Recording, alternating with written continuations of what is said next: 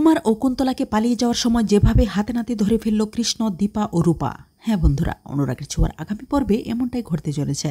কুন্তলা যখন দীপা ও রূপাকে অপমান করে তার বাড়ি থেকে বের করে দেয়, তখন বাইরে গিয়ে সূর্যর সাথে দেখা হয়ে যায়। সূর্য দীপার সাথে রাগারাগি করে সেখান থেকে চলে যায়।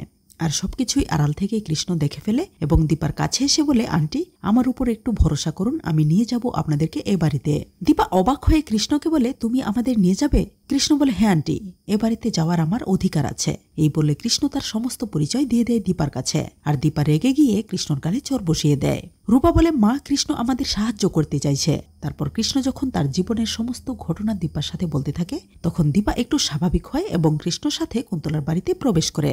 বাড়িতে ঢুকেই দেখতে পায় রুডি সোনাকে টেনে হেঁচড়ে ভেতরের দিকে নিয়ে যাচ্ছে। কৃষ্ণকে দেখে কুন্তলা ভয় পেয়ে যায়। দীপা ও রূপাও চলে আসে সেখানে। কৃষ্ণ বলে, এখন থেকে আমার হবু শাশুড়ি মা ও হবু বউ এখানেই থাকবে, আমিও এখানেই থাকবো।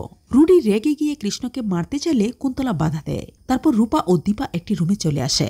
তারা যখন কথা বলতে থাকে, তখন কৃষ্ণ সেখানে উপস্থিত হয়ে দীপাকে বলে, আন্টি আমাদের যা করার খুব তাড়াতাড়ি করতে হবে, কারণ সময় খুব কম। দীপা বলে, কৃষ্ণ এ বাড়িতে গুরুদেবটা কে তা আমাদের সবার আগে জানতে হবে। এদিকে আড়াল থেকে কুন্তলা তাদের সব কথাবার্তা শুনে ফেলে আর ভাবে বাবাকে এখানে রাখা ঠিক হবে না, তাই যা করার এক্ষুনি করতে হবে। এই ভেবে কুন্তলা সেখান থেকে সুজা কুমারের রুমে চলে আসে আর সমস্ত কিছুই শেয়ার করে তার সাথে। কুন্তলা বলে, বাবা তোমাকে নিয়ে এখান থেকে এক্ষুনি বেরিয়ে যেতে হবে, তা না হলে ওই দীপা তোমাকে আর বাঁচতে দেবে না। তাই কুন্তলার ড্রাইভারকে গাড়ি বের করতে বলে। তারপর কুমারকে নিয়ে যখন কুন্তলা বাইরে বের হতে থাকে, তখন রূপা হঠাৎ তাদের দেখতে পায়। রূপার সাথে সাথেই কৃষ্ণ আর তার মায়ের কাছে গিয়ে বলে দেয়। কৃষ্ণ বলে, আন্টি এক্ষুনি আমাদের বাইরে যেতে হবে।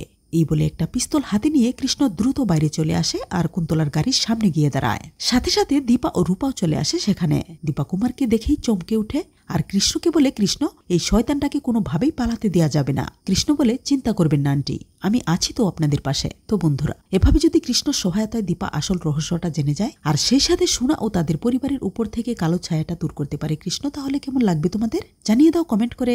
ধন্যবাদ।